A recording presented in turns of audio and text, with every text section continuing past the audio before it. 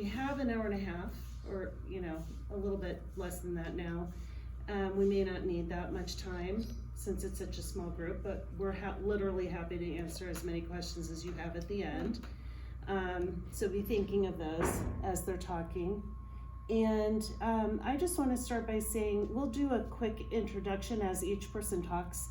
You probably already know who they are, but otherwise, they'll introduce themselves. But I wanted to start by letting everyone know I'm Karen Crick, the enrollment director.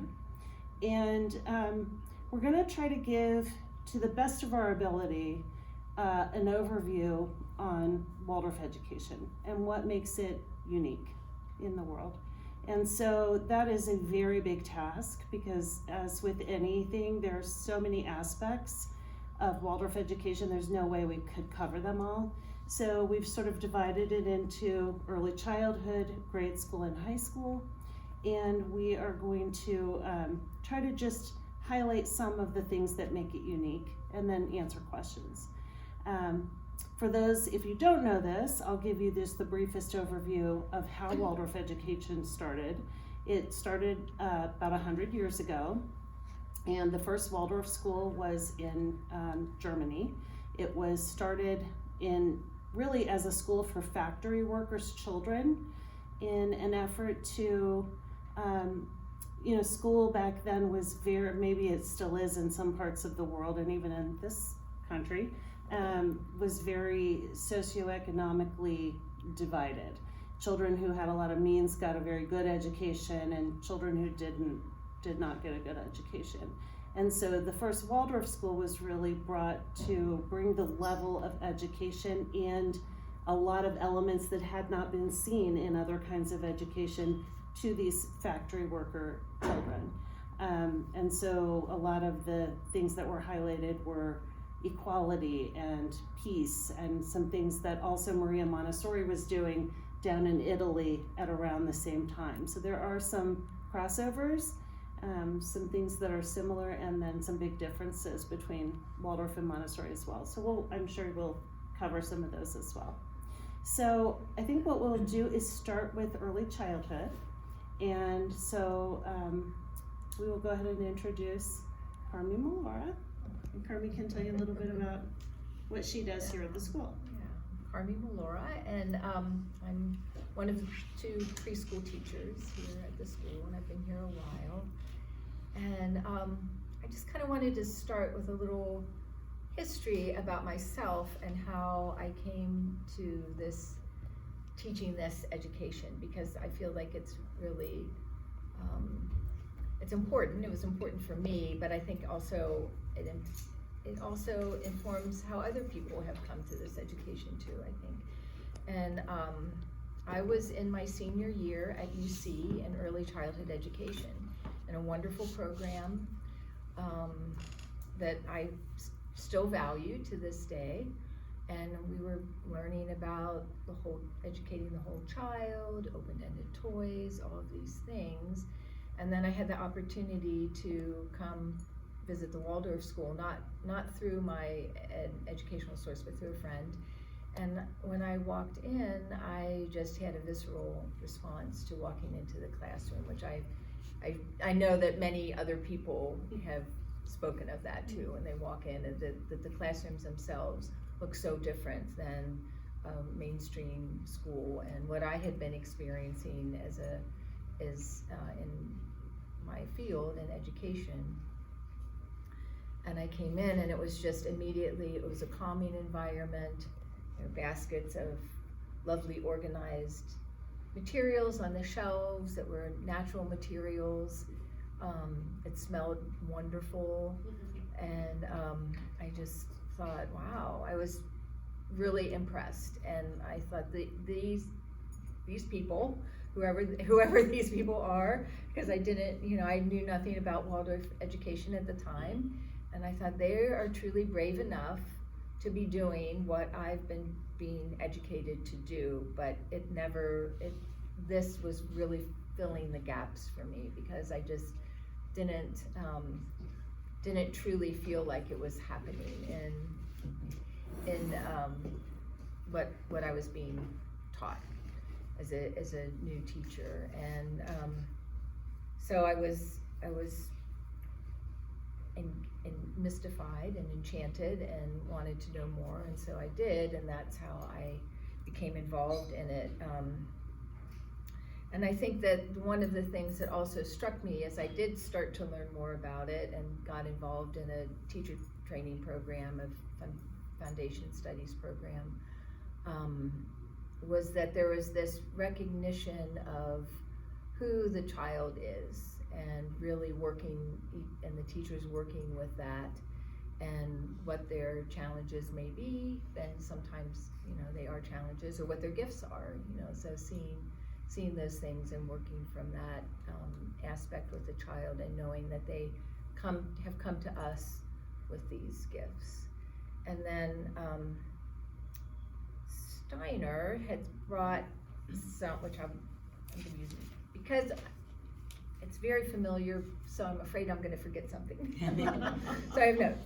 But he spoke of experiences that are essential for the healthy development of the young child, and they're not really things that one might think of typically as you're approaching an educational system. And this is particular to the early childhood program, but love and warmth, an environment that nourishes the senses, creative and artistic experiences, meaningful adult activity to be imitated, free imaginative play, protection of the forces of childhood, gratitude, reverence, and wonder, joy, humor, and happiness, and adult caregivers who are pursuing a path of inner development. Now those as essentials for an education were just like, wow. All right, because they went beyond just educating the child, and so that struck me deeply. When we look at the young child in Waldorf education, we're really educating them through their senses and their will. So, in all those categories that I just read, that, so providing love and warmth and an environment that nourishes the children, we're really working with their senses. So, because there's little sense beings taking everything in at all times.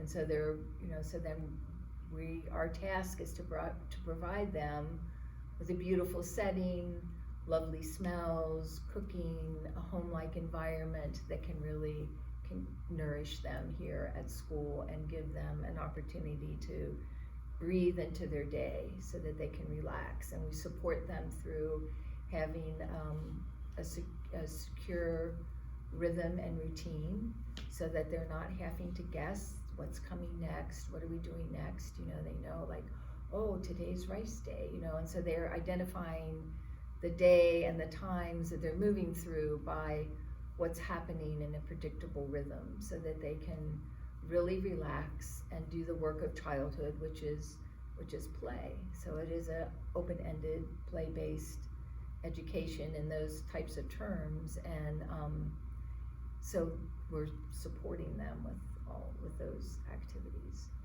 and that gives them, and the free play is really the core of the early childhood day, surrounded by all these other things that they're being given.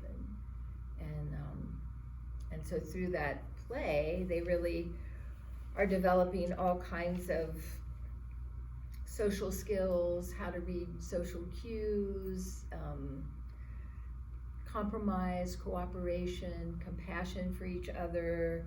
They're developing and being able to anticipate and make judgments about, what's going to happen when I do this. And so all of that supports their development, and they're also learning to create and bring their own ideas to things. And I think one of the other things one of the essentials that I mentioned was just this preserving childhood. And so we really attempt to do that, is just really have this environment that honors childhood in a way that doesn't have any of the trappings that our society now has for children. And a big part of that is media. And when you see children who truly can enter into play without the influence of media and media images, the play is so different. I mean, children will play no matter what they're given, no matter what they've experienced, they will play because that's what children do.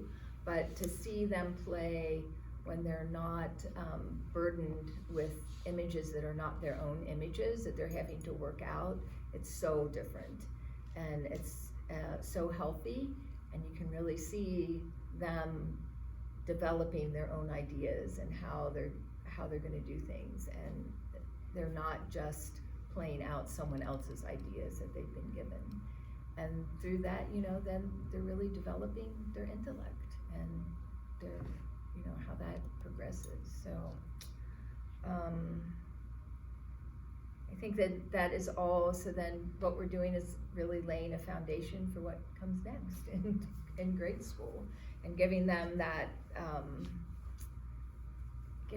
strong basis, and using their own will, and engaging, really being excited and engaged, and using their will not in a confrontational kind of way, but in a way that is not being stubborn, but rather as just a way that where they're really interested in what's going on, and they want to experience new things and challenge themselves, and then that continues on into the grade school. So that's kind of it in the big nutshell. But Great, that was wonderful. Thank you. Thank you, Ms. Carmy. Sure. I'm Connie Davis. I'm the faculty chair. I have been a teacher at this school, grades 1 through 8. I've done a complete cycle 1 through 8, and then I did a 6 through 8, and then I did a 1 through 5. And I picked that class back up in the 8th grade. So yeah, so I've got some years of teaching, and it's funny because a lot of things that I had in my notes, preserving childhood was one of them. So some of those things, we keep that thread going, as long as we can. I don't know if you guys saw it, but there was a reel on Instagram, came up yesterday, I think, from the playground, 6th graders on the playground playing jump frog, and they were just being goofy and running around and just playing like you would see maybe 6 or 7-year-olds play. And it comes out in these moments where they're together and they're just in this joy. And that's really one of the things that tells us that we're doing our job still, because if those children are relaxed enough in an environment where all of their peers are, that they can just play in that way, then there's a creativity and a self-assurance about them that we have allowed to grow and foster in their education. So thank you for bringing that, Carmy, and that we really hope that continues even on into high school, because what you see out of that play, and research shows us that through creative play, the pathways in the brain, those neural pathways, are being laid down much more strongly and much more quickly than just rote memorization of different things. And so one of the objectives of Waldorf education, and one of the things that makes us different, is this fostering of the innovative and the problem solving. And creative play really turns into that ability to create, innovate, and problem solve later on down the road. So we really want to foster that all the way through. And then that turns into as the children become more intellectualized, it turns into other types of mental play as well. An example of that would be in math, for example. So let's say everyone's doing a math problem and it's mental math, and it's 12 plus 15. And so you can give that problem to the class, and then they can all come up with their answer, and then you can ask, okay, how did you get that answer? And someone will raise their hand and say how they got their answer, and then you can say, did anybody get that answer in a different way? How did somebody else get that answer? How did somebody else get that answer? And you keep opening this line of playful math problem solving in a way that the children understand that there's more than one way to get to the answer of any problem. And if you project that on into the 8th grade and beyond, and Kirsten will bring high school in a minute, but turning that into how could this plastic jar have just blown up? Where did that light come from? In a physics maybe experiment, and the children really trying to figure out where that light came from. And the teacher's not giving them instructions and writing the formula for how that came about. They are trying to figure it out. And in some ways, at the end of the day, they think they invented it, oh, we figured out, no one's ever figured that out before. Well, no, actually, people have known that for a long time. But it's that same sense of wonder and awe that Carmy was talking about in the early childhood, that you're pulling that through. And so we still foster that sense even when they're in the 7th and the 8th grade, and they're so excited because they finally figured out that wind creates this other force, or with energy and force, and so it carries through chemistry and physics, and it just really creates a unique and a different type of individual. So I've got three items that are unique about Waldorf, and one of them, I keep going back to early childhood, one of them is creating a nurturing environment. And as Carmy talked about the senses and the warmth and the beauty, and you all have been in the classrooms, it's still beautiful, but in a different way, in a bigger way. And when you get into the 7th and the 8th grade rooms, it's definitely a bigger kid place, but it's still warm and it's still inviting. But I think that it also means in a nurturing environment that there are people that their teachers are showing them love and have faith in them and are kind to the children and endorse them and support them and sustain them and lift them up. The opposite of that is to be harsh and critical and judgmental, to devalue, to scold, to condemn, or just not be interested in someone.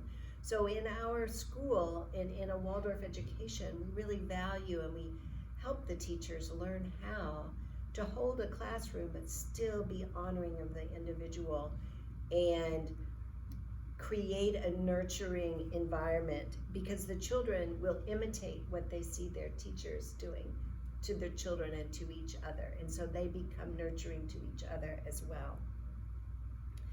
And then they can make progress in areas, they become relaxed enough to make progress in areas like peace of mind, leadership, understanding one another, loving others, patience, and humility. And then I want to talk about, I touched on it a little bit, but we actively teach problem solving. We call it living thinking. And again, going back to this idea that there isn't just one fixed way or one fixed answer. Today, Pluto might be a planet, and tomorrow it might not be.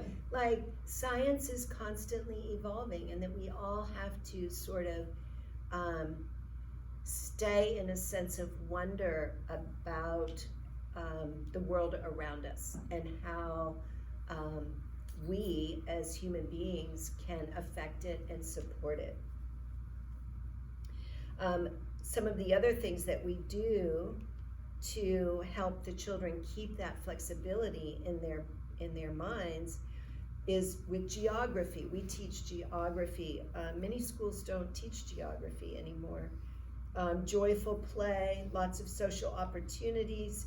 We teach subjects such as knitting, eurythmy, strings, woodworking, and mental math. They're all developed to help the children's brains for innovation and for problem solving. Subjects such as world language and storytelling from all around the world develop an appreciation of other cultures and other religions. As Karen mentioned, there are over 160 Waldorf schools in North America and over 1,000 in the world in over 64 countries. And I always tell my students, people will recognize you. You will be asked by total strangers, did you go to a Waldorf school? And they'll say, me too, so did I. And then the children, they'll make fun of, making their own homemade knitting needles and all those silly things that they've done. And it'll happen everywhere because they are special and they belong to a special club. People will ask them to be on their teams. In high school, wherever in high school that they go, in college, they'll always be asked to work on a project with someone else because our students have will forces that help them see a project through to the end. And they have innovative thinking and problem solving skills. They can figure anything out, whatever is being asked of them. And these skills are part of those children. No one can ever take that away from you. And what we see in our students as they go out in the world, that they are the game changers that are out there, whether they're working in a lab, whether they're working as doctors, whether they're teachers, or some other type of scientists. We have a lot of people in marine biology, a lot of different fields, and they are the innovators and the game changers for the world to come. And now, if they are lucky enough to get to go to the high school. Okay, so I started writing down words each of you were saying. I was like, yeah, we're still totally doing all of these things at the high school, which is great. It's like we could use your preschool notes as the core, really, of the high school as well. So I'm Kirsten Roberts. I'll introduce myself to you since you just came in. And what grade are your? I have a first grader and a fourth grader and a nature top. Okay, great. So I teach at the high school, and my background, I originally got a teaching certification for public school, taught out in Des Moines, Iowa, in those public schools, English, drama, speech, that kind of thing. And I've also taught at the university level at several different universities. And while that was happening, my family was moving, and our two sons attended Montessori school first. Then when we moved, the Montessori there did not jive with our family's values and thoughts at all, and we stumbled into Waldorf at that point, which completely matched the way we were and the way the old Montessori had felt. And sort of since then, we've been to both. And I got a little emotional listening to you because my two sons then are the result of this Waldorf education that is very special. So as a parent, yes, I'm glad they went there. So our oldest son, I like to quote him, he ended up going and studying engineering at Purdue. And he just said, Mom, kids need to stay in Waldorf education as long as they can. And there was no Waldorf High School here yet when he was old enough, but he visited the one in Ann Arbor, and he said he would have, if he could have, he would have stayed on. So,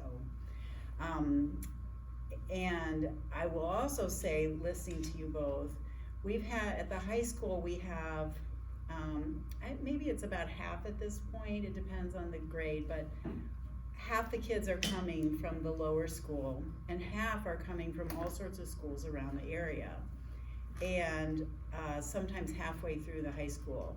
And I can tell you that what Connie is describing about that problem solving and that confidence, that idea that I can solve a problem in different ways, is absolutely true with those Waldorf kids that are coming up through. And that students who have come to us from other schools at first either don't trust it, they do not trust the education, and that their opinion actually matters, and they don't even know how to do it. And it's like striking, because they know how to play the system, how to do the worksheets, or how to regurgitate what the teacher has said. They're very good at learning in that way, and they have just never even realized that they can question what's going on, question what they're being taught, how they want to express themselves, that when the teacher says, "What do you think about this?" the teacher actually means it.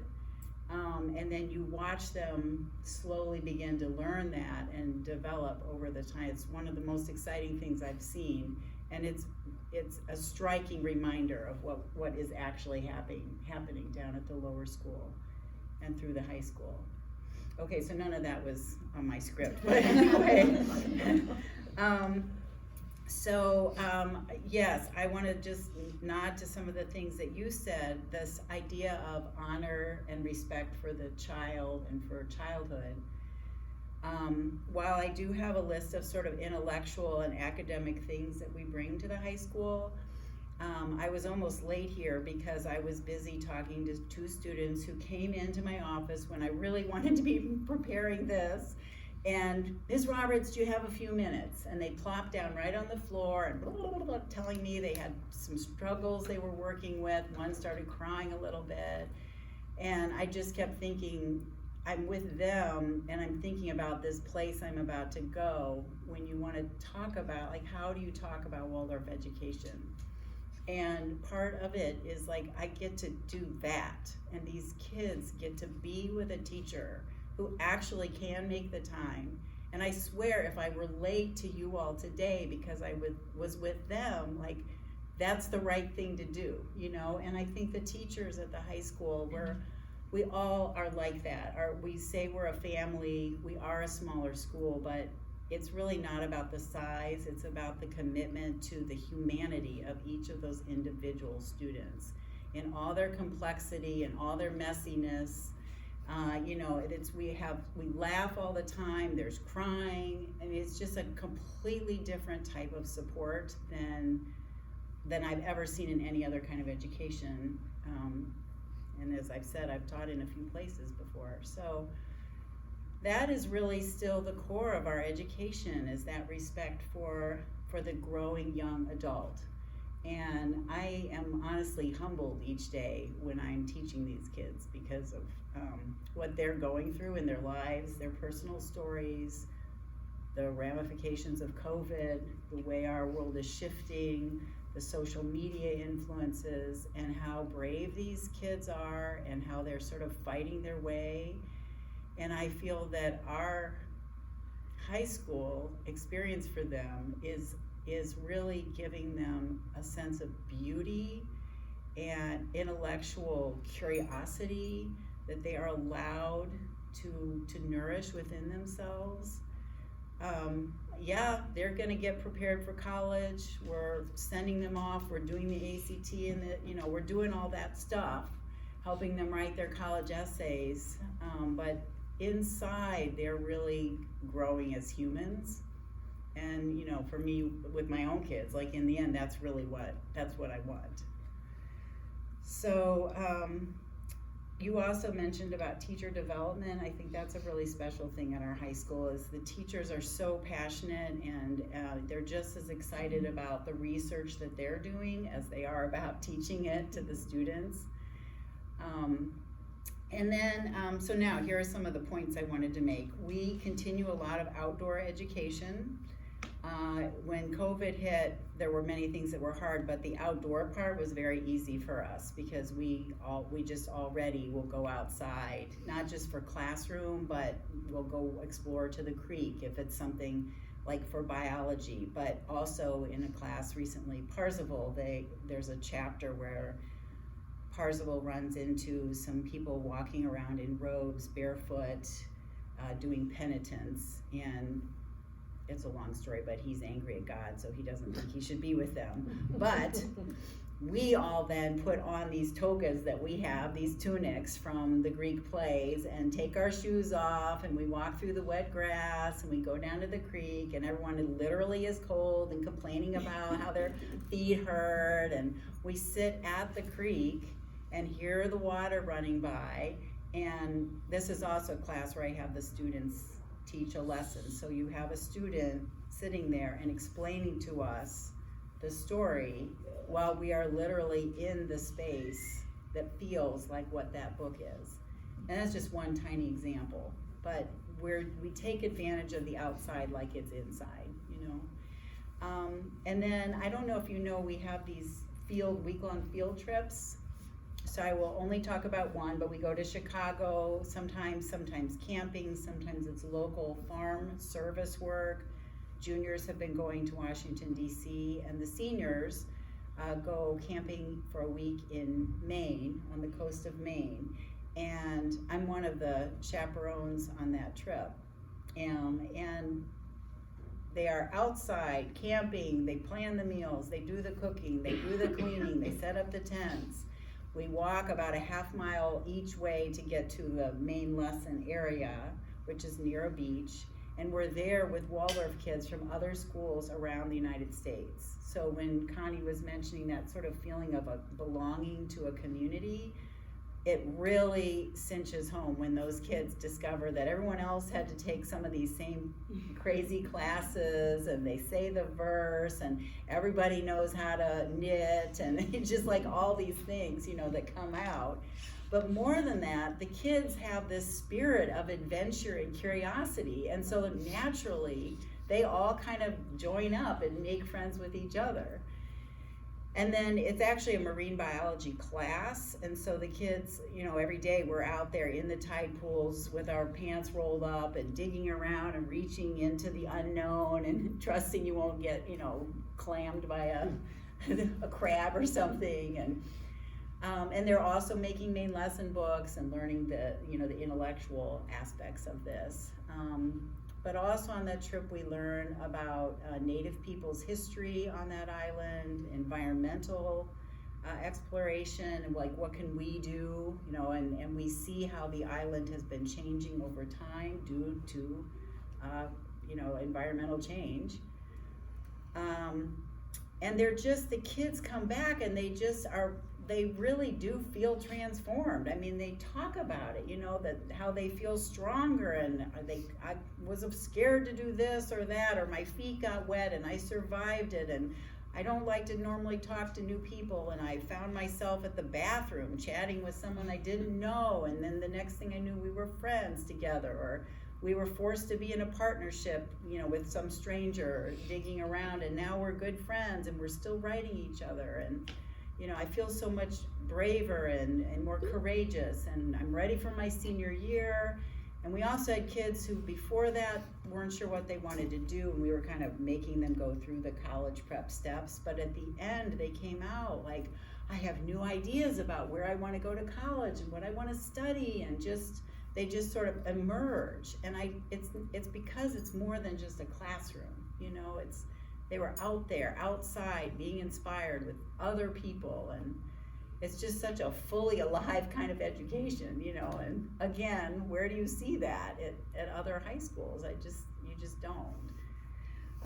So we also, just like at the lower school, we teach in blocks, and I really feel it seems like sort of seminar style education. So you're in a group just like this, and it allows the students to feel like they're helping to create the class, because a teacher has the curriculum in mind, but we present things with the students first. So it's just like at the lower school and the high school, we often teach where you present, like an experiment is going to be presented first, and the students observe, witness what they see, reflect on it, wonder about it, and then the next day when they come in, you know, they sort of say, well, what happened? What are the rules that were followed, the physics rules, you know, that kind of thing. And the same thing happens in all the classes. So in the humanities, first you start with questions that are going to engage the students in the subject, but they don't really know it yet, right? They're just talking about themselves and their life experience, and then you start telling the story, and they realize, oh, that's I can relate to that, or they're much more critical of the characters because they already were thinking about themselves. So you have like this extra engagement that goes on, and this style of teaching just lets us go in a lot deeper, and over the course of the curriculum, you're still going from 700 BCE or even older all the way to now. You're getting that normal history, but it goes in deeper along the way for the kids. We also, a lot of the things that happen at the lower school, the curriculum kind of cycles back at the high school. So like an easy one is the Greeks and the Odyssey. They study the Odyssey in 5th grade here. We study the Odyssey, but we read it much more in depth, much more critical eye, and under the framework of the sort of hero's journey in the context with the Ramayana from India, from Beowulf, and we read parts of the Bhagavad Gita. So you're getting all of that goes together. It's no longer just this one guy, Odysseus, on the sea. We have a really rigorous writing program where, in fact, I brought one essay that is almost finished, just like moments before I came, in case you wanted to read it later. This was one of our students, so you get a sense of what they're working on. I feel like I had one other thing, but let me just check. I might have done it.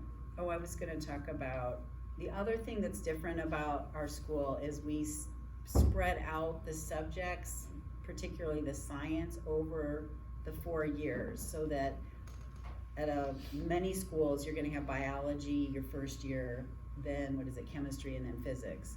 And for us, the students will be taking biology all 4 years, but it gets more developed and more intense so that it's pedagogically appropriate for them.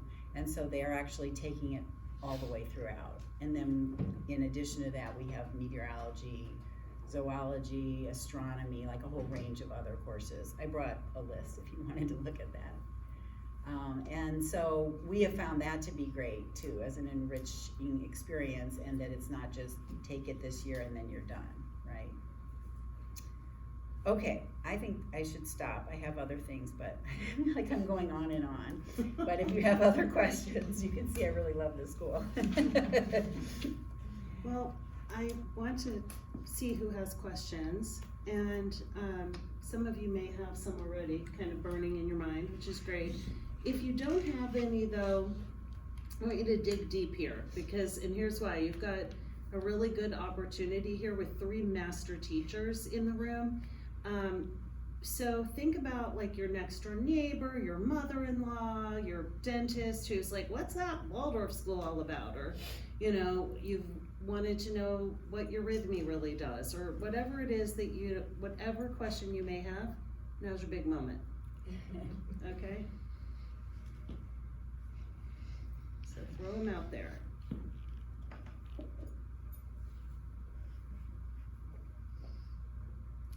One question. Yes.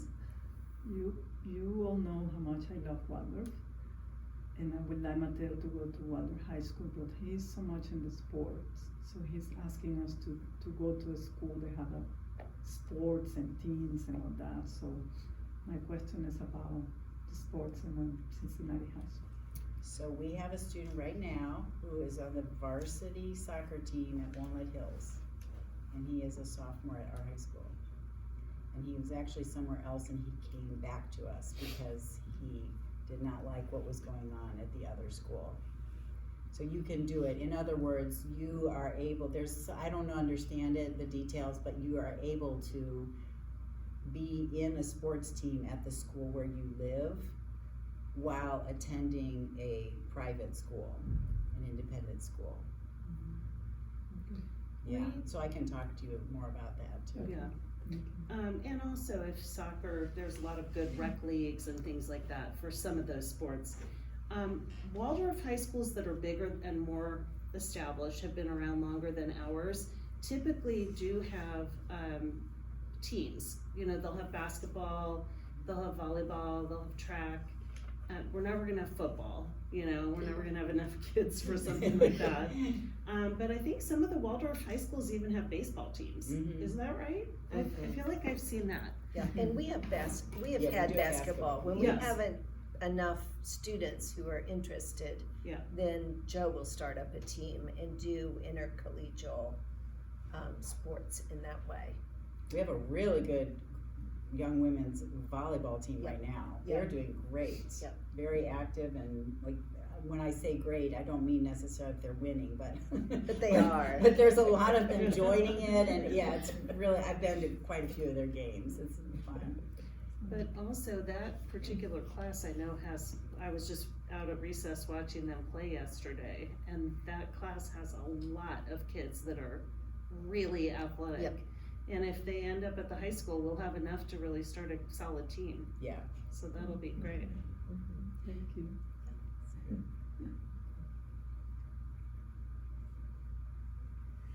Listening to all of you talk, you know, one question that came up for me, or comment, or just something to ask you to maybe elaborate on. I was thinking about when my son was in early childhood and everything you're describing. It seemed so easy to allow that way of thinking to extend into our home life, you know? It was just a really simple time, you know, for him and for us and our family. And it's getting a little murkier as we get into grade school, you know, between Pokemon cards and also, you know,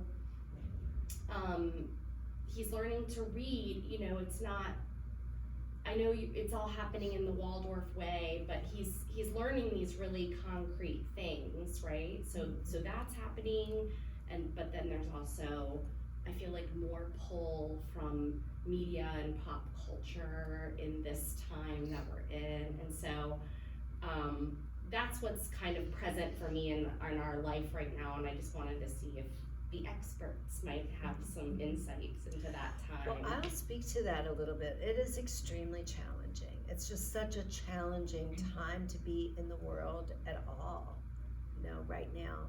And one of the things that I tell our teachers is that we're really educating two streams of the children. We're educating the academics, teaching them to read, do math, do everything, traditional, writing, all of that, cursive, we still teach that. The academics, and then we're also educating the soul. And what have you done today that educated the soul of the children that are in front of you? And by that, it could be, you know, the storytelling, the biography. Did you bring them to tears? Did you bring them to laughter? Was there feeling? Was there, were they engaged in something? Because that's their soul. All of this educating the will forces, that's their soul. All of these things are not really tangible, right? It's an intangible. So you're teaching both of those streams. And I would suggest that at home, you can kind of try to look for that same sort of balance. And, you know, we're never, unless you are living on a homestead off grid and you're all sort of farming the land, you know, you're part of this world. And the children have incarnated into this time and into this world that we currently live in. And so, you know, it's naive of us to think that by preserving childhood, we mean that, you know, we're not going to teach them about Pokemon, because they're going to learn about it. Once they can read, they're going to see it, you know, and so unless you keep them from reading until they're in the 6th grade, which we're not going to do, then they're going to be exposed to all of these things. And, you know, I think that the school itself offers a balance for that. So they're not on tablets when they're here, they're not on, and we try to keep them from having a lot of that media-faced toys and things at school. And so that in and of itself is a form of balance. We do, start to bring technology in the 5th and the 6th grade and research, and then 7th and 8th grade in terms of word processing. Some of their math homework is perhaps on a computer.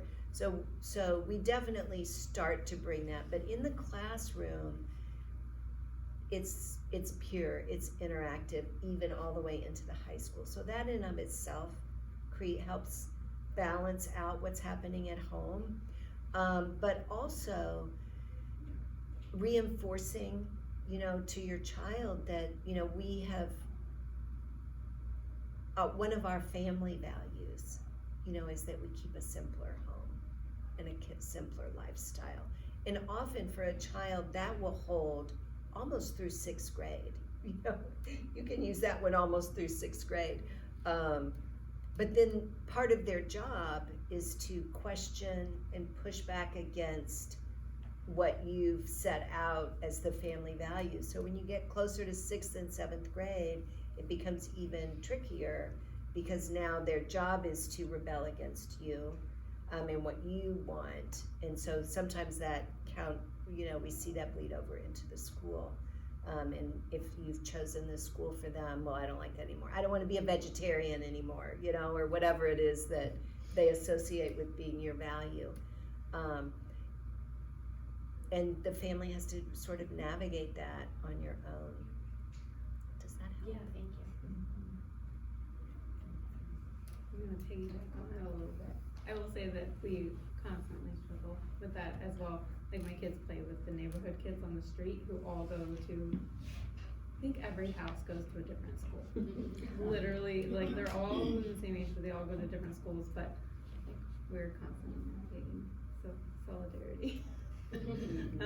We have told them no, like, the other kids have phones already, like my 4th grader, the kids that are his age, and we just tell them that, like, even the friends can't have the phones out when they're, like, playing with our kids, or like our kids have to come inside, and that's been enough to keep the phones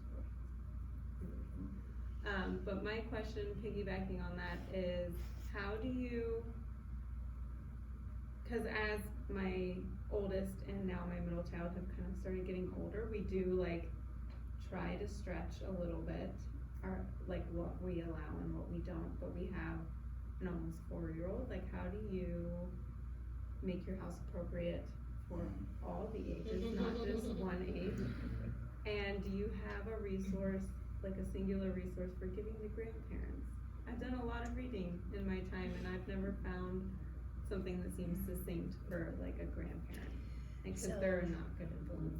I suggest I love them dearly, but they're not. simplicity parenting is solid. And they would probably get a lot of the Kim Jong-un simplicity parenting. I would recommend that too. It's probably friendly. The multiple age kids, I mean, if I could solve that one, I'd make $1 million. I think, I have seen parents who have multi-level playrooms and things of that nature, so that if you can have a playroom that's on the top or on a top floor, that maybe would be for an older group, or so that the younger one maybe didn't have as much access to it. Yeah. But it's a tough one. It's a tough one. Just being around them inherently exposes her the things they talk about. Like when they are around each other in the car. I don't know. I guess it is an impossible situation. And it's also, karmically the choice that she's made in the family line. I would just say that, and then my kids now, my youngest one's a junior in college, so I'm probably way out of date.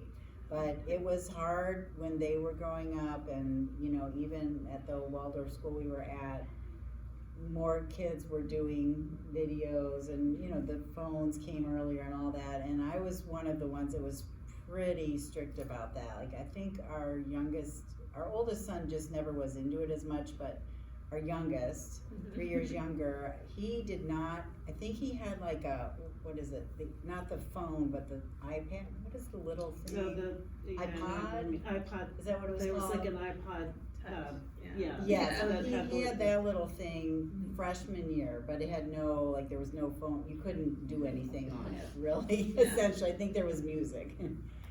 And we held tight to that, and, you know, by then, it was like, I'm the only one at school, and, like, he named the other 2 kids out of 100 that were like him without it, and we just kept saying, you know, you just have to trust us, and you're gonna get it someday, and I tell you, my kids really knew how to play and do all the other stuff, and they both quite instantly learned how to be savvy on the computer and the internet research. There's no issue, yeah, like, I don't know, I have 0 regrets, and I know it was hard at that time, and they were not always happy, but they also say, no regrets, Mom, thank you for doing it that way, we're really glad. I mean, not every family might be that way, but in our experience, yeah, We never be strong. This is what I say to my kids, Yeah. like, you're Yeah. gonna say thank you, Mom, in the end. Yeah, I think so. And I'm very, very I firm, think like, so. he keeps asking me, and I say, don't ask anymore, because you're not gonna have a phone until you drive. Mhm. It doesn't ask for a while, because that's my answer all the time, you know, Yeah, until you drive. But doesn't everybody have it? I don't care, I said to him, it's hard. yeah. It was hard. We don't have a TV, like a physical TV. I mean, everybody has access to things on the internet in various ways, but we don't have a TV. And even just that, he's like, so-and-so has 5 TVs in their house. And I'm like, Yep, you know. yep. Sorry.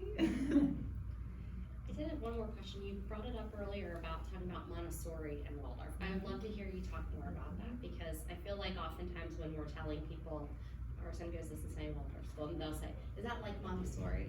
And depending on who it is and how much I want to talk about, I'll just be like, yeah, it's like Montessori, yeah. But I know it's not, and there are nuances, and so I would love to hear some of those from you.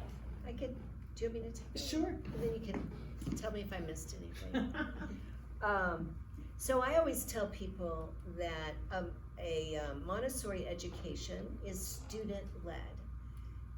And so my understanding of it is that students can go to different stations and sort of pick the way that they are most comfortable learning whatever the learning is about. And so it's more student-led. And some children really respond well to a student-led environment.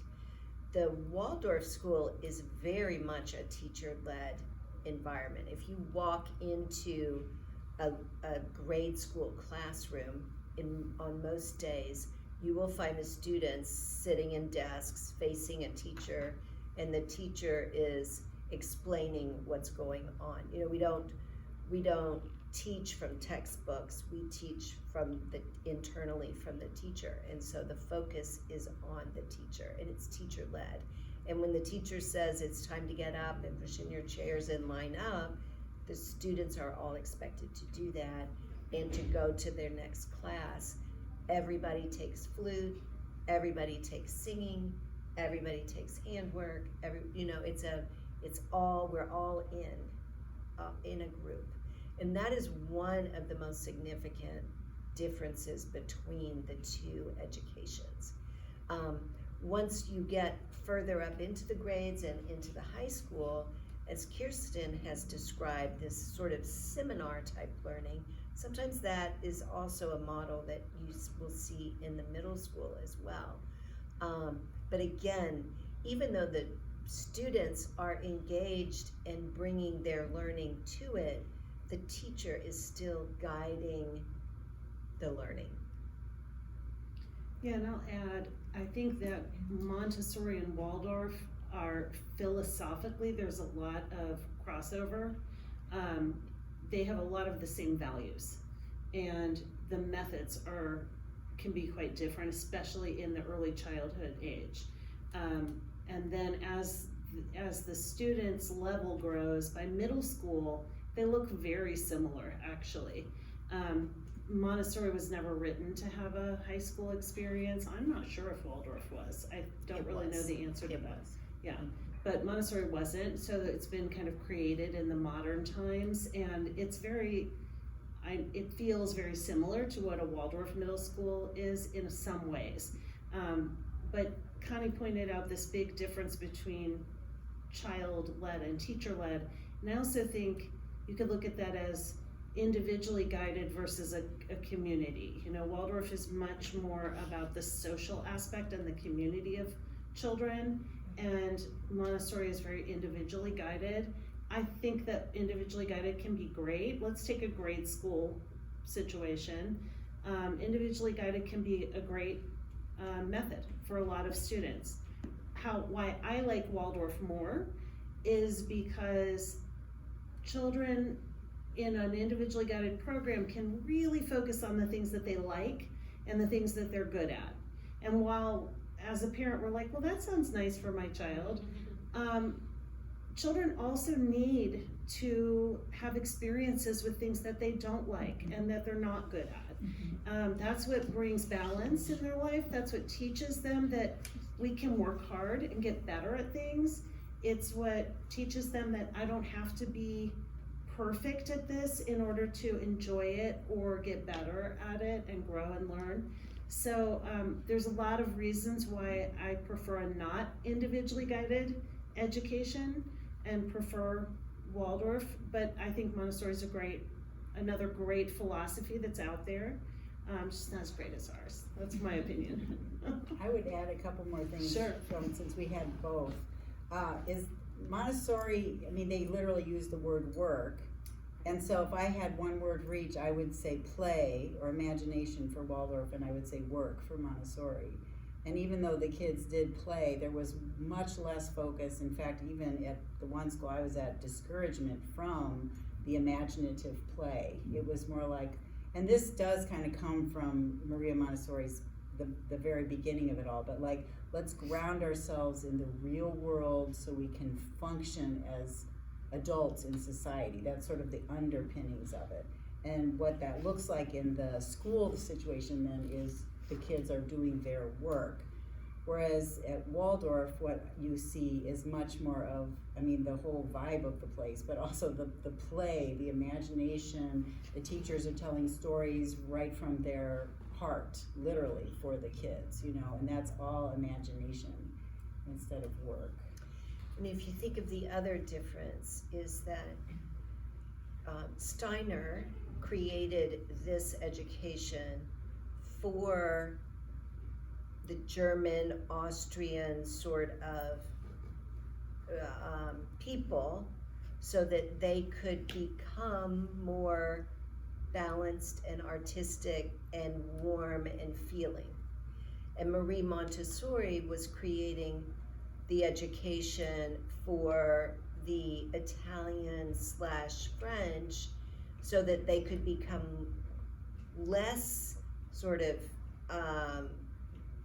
creative and artistic and be more solidly planted intellectually into the ground. So I think even place played a big part of how those curriculums progressed.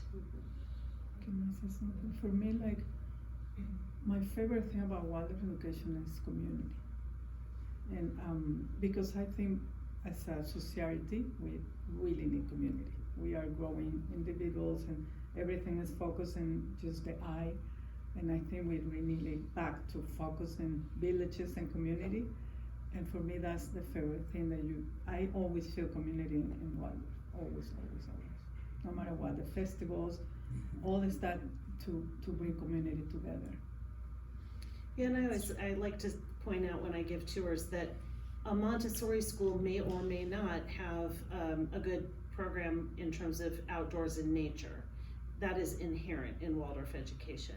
A Montessori program may or may not have a good arts program, arts and music, and that is inherent in Waldorf education. So there are just some kind of key differences in that way. What other questions do you have for us? Can you speak just a little bit more about this absence of textbooks and the creation of the main lesson books? Because that's something that I always try to talk about or explain to people, and it seems so fundamental to Waldorf education. I'll start that. Yeah, okay. I'll try.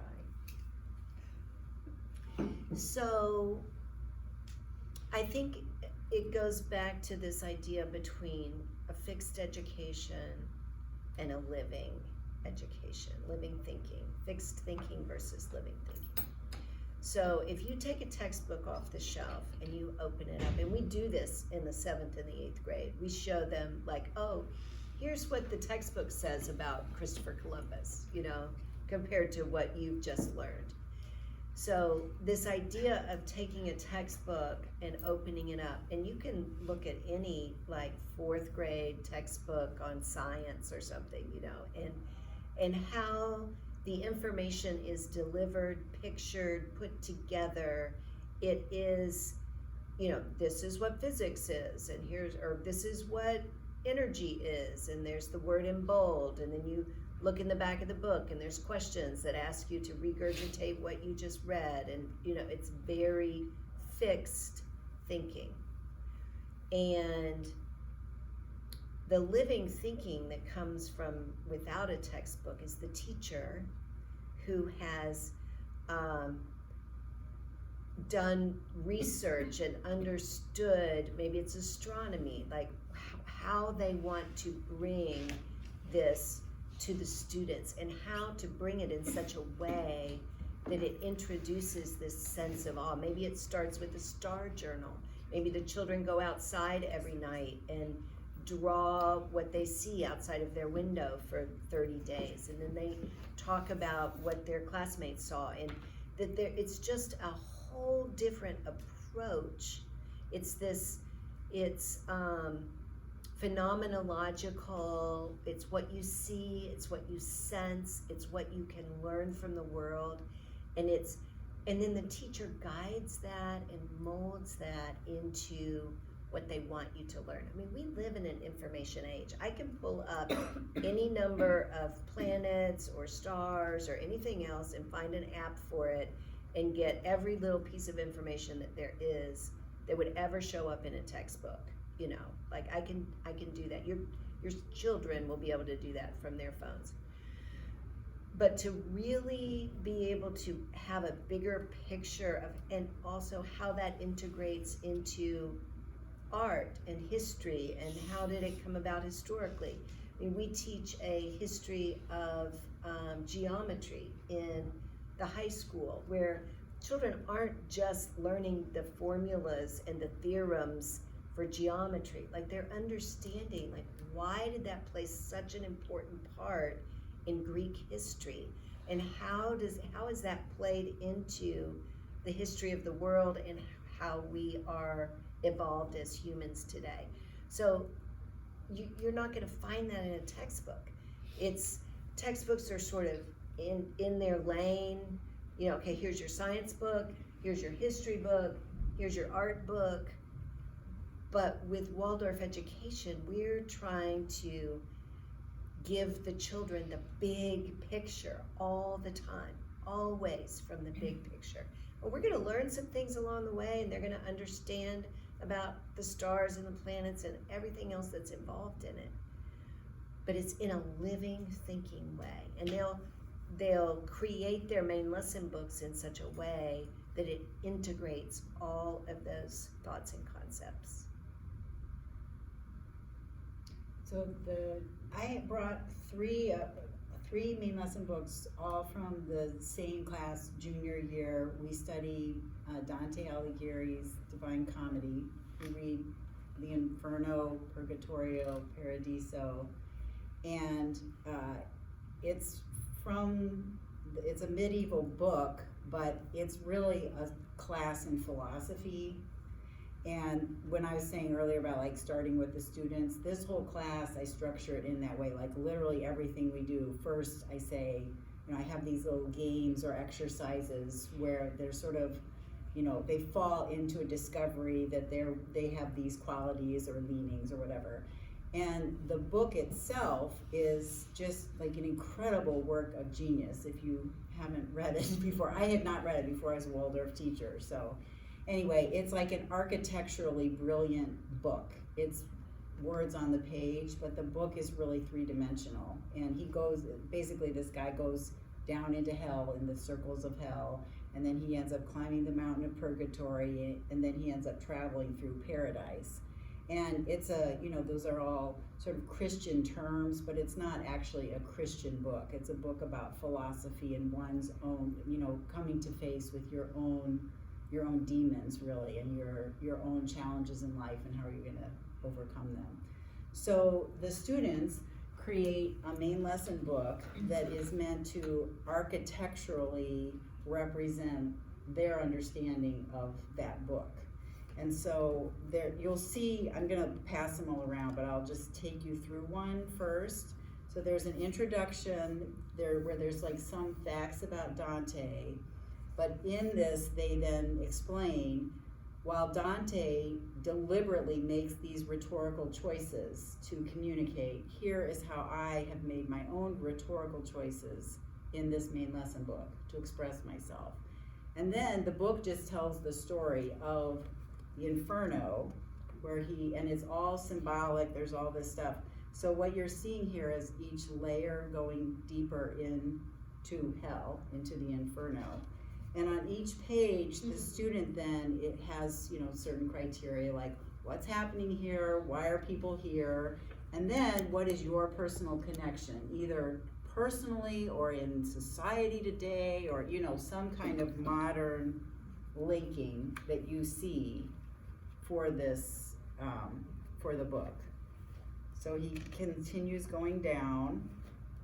That's incredible. And it gets smaller and smaller, which is also what happens in it keeps going, like literally Dante writes it, so the people, the spirits down there, they themselves are more and more constricted until at the end they're all frozen in the ice.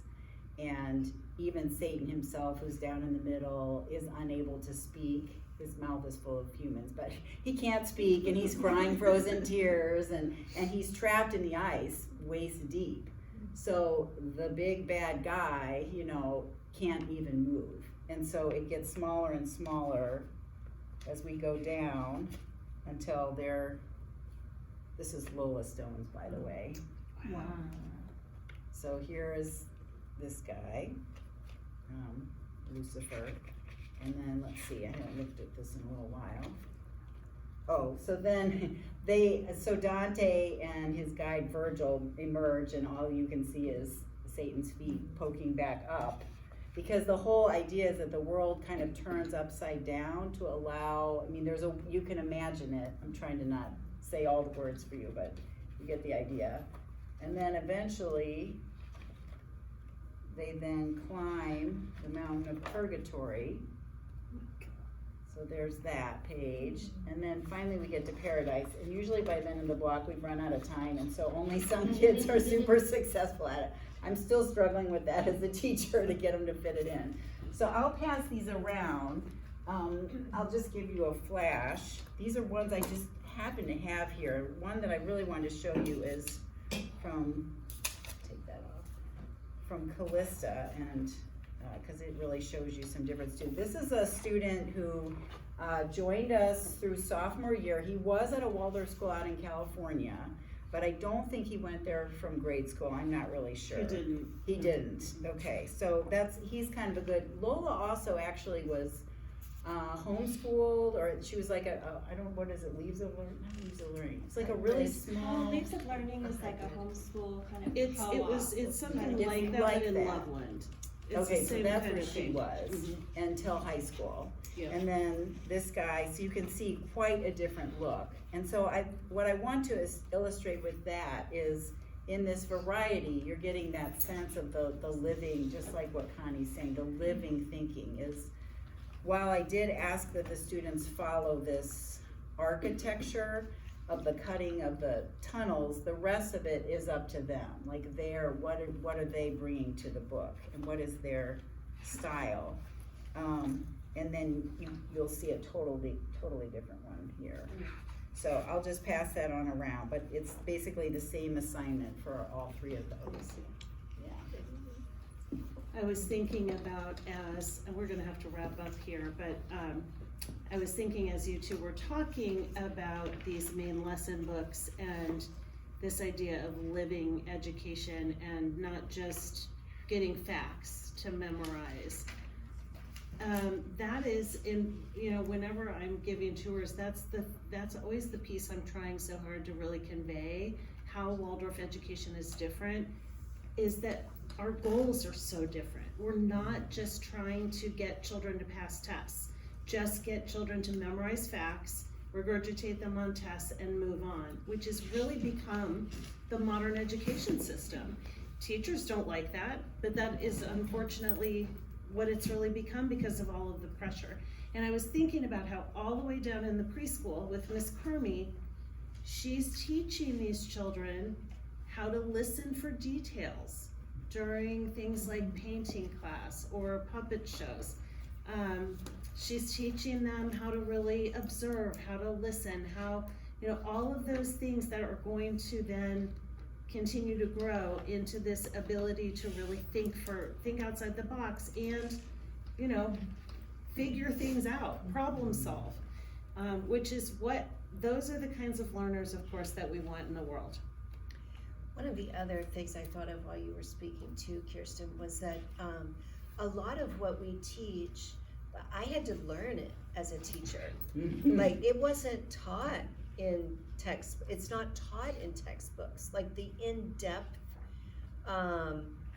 penetration. Norse mythology, I didn't learn anything about Norse mythology in my school when I went to school. I had to learn all of that in order to teach it. Some of the Greek myths I knew. The Roman history, I knew very little about. I knew a couple of the Caesar stories, from Shakespeare, but otherwise I didn't know the depth that we actually as teachers learn and then give back to the students. So it doesn't show up in a textbook anywhere. That's one of my favorite things. I love the teaching, I love the students and watching them grow, and I also love that I get to grow so much. I'm so challenged with that in-depth research and how do you, I think of it like I'm preparing to teach for college, but then what is appropriate for 9th, 10th, 11th, or 12th grade. It's pretty exciting.